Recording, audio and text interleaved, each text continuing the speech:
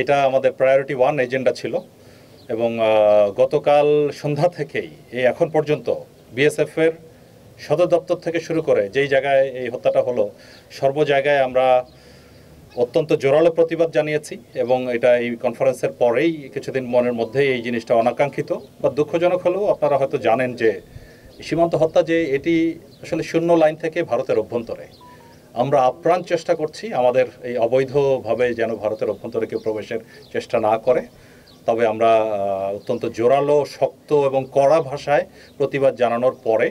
আমরা কিছু ছবিও পেয়েছি যে এখানে সংঘবদ্ধ প্রায় 15-20 জনের একটি দল তারা অবৈধ অনুপ্রবেশ করছিল বিএসএফ বাধা দেওয়ার পরে দুই পক্ষের মধ্যে একটা সংঘাত হয় সেই সংঘাতে একজনকে রাবার বুলেট ফায়ার করে যেটা তার পেটে লাগে এবং দুর্বল স্থানে রাবার বুলেটও হত্যা করতে পারে মানে হত্যা ঘটাতে পারে আর এখানে বিএসএফ এর যে সদস্য আহত হয়েছে এই 15-20 জনের কারণে সেও হাসপাতালে আছে তার ছবিও আমরা পেয়েছি রক্তাক্ত মানে আহত অবস্থায় তবে আমরা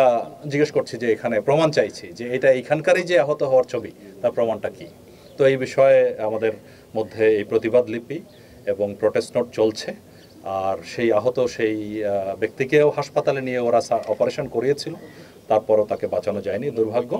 বাট আমরা বটম লাইন হলো ভেরি ক্লিয়ার মেসেজ আমরা বলেছি যে এটা কোনোভাবেই কাম্য নয় এবং এটা মেনে নেওয়া যায় না এবং এটা যদি মেনে নেই তবে ভবিষ্যতে ভারতীয় অনুপ্রবেশ যারা করে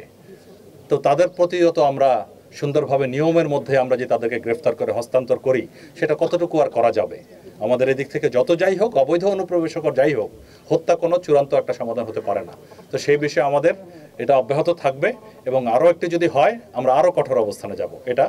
আপনাদেরকে আমি আশ্বস্ত করতে চাই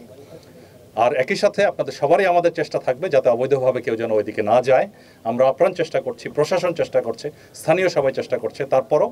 একটা কিছু কিছু ব্যক্তিকে আমরা ওই জিরো লাইন অতিক্রম করা থেকে বিরত রাখতে ব্যর্থ হচ্ছি অনেক সময় বাট আমরা এই দুই দিকেই চেষ্টা করে যাবো এক হলো বিএসএফ এর সাথে আরেক হলো মানবাধিকার অর্গানাইজেশনের মাধ্যমে তৃতীয় হলো যে কেউ যাতে ক্রস না করে আপনার দ্বিতীয় পয়েন্টটা সংক্ষেপে আসতে চাই